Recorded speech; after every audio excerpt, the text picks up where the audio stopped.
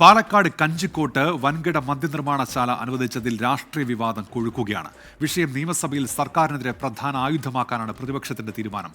പ്രതിപക്ഷ ആരോപണങ്ങൾക്ക് നിയമസഭയിൽ മറുപടി നൽകും എന്നാണ് എക്സൈസ് മന്ത്രി എം.പി. രാജേഷ് വ്യക്തമാക്കിയത്. എക്സൈസ് മന്ത്രി പ്രൊപ്പഗണ്ട മാനേജറാണെന്നാണ് വി.ഡി. സതീശന്റെ പരിഹാസം.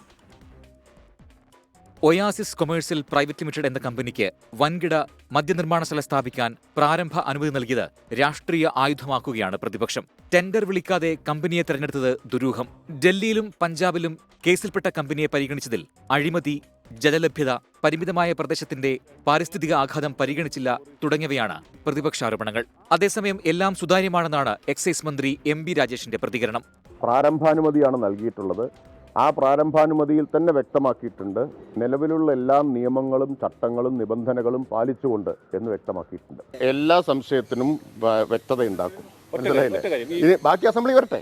മദ്യനിർമ്മാണശാല തുടങ്ങാനുള്ള നീക്കം ഒയാസിസ് കമ്പനിയുമായി നേരത്തെ ഉണ്ടാക്കിയ ഡീലിന്റെ ഭാഗമെന്ന് എം.പി. രാജേഷിന് മറുപടിയുമായി പ്രതിപക്ഷ നേതാവ് വി.ഡി. സതീശൻ രംഗത്തെത്തി. നേരത്തെ ഈ ഡീല് തുടങ്ങിയതാണ് ഈ കമ്പനി ആയിട്ട് മാത്രം.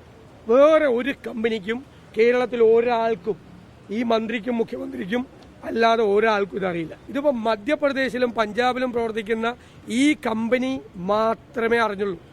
ഇന്ത്യയിലെ വേറെ ഒരു കമ്പനി ഇങ്ങനെ ഗവൺമെന്റ് ഇത് കൊടുക്കാൻ പോകുന്നു എന്ന് അറിഞ്ഞില്ല. സർക്കാർ പുതിയ മദ്യനയം രൂപീകരിച്ചത് ഒയാസിസ് കമ്പനിക്ക് വേണ്ടിയാണെന്ന് പാലക്കാട് എം.പി. വി.കെ. ശ്രീകണ്ഠൻ വിമർശിച്ചു. എക്സൈസ് മന്ത്രിക്കൊപ്പം മുഖ്യമന്ത്രിക്കെതിരെയും ആരോപണം കടുപ്പിക്കുകയാണ് പ്രതിപക്ഷം. ബ്രൂവറി അനുമതിയിലെ വിവാദം നിയമസഭയെ പ്രക്ഷുബ്ധമാക്കും. 24 തിരുവനന്തപുരം.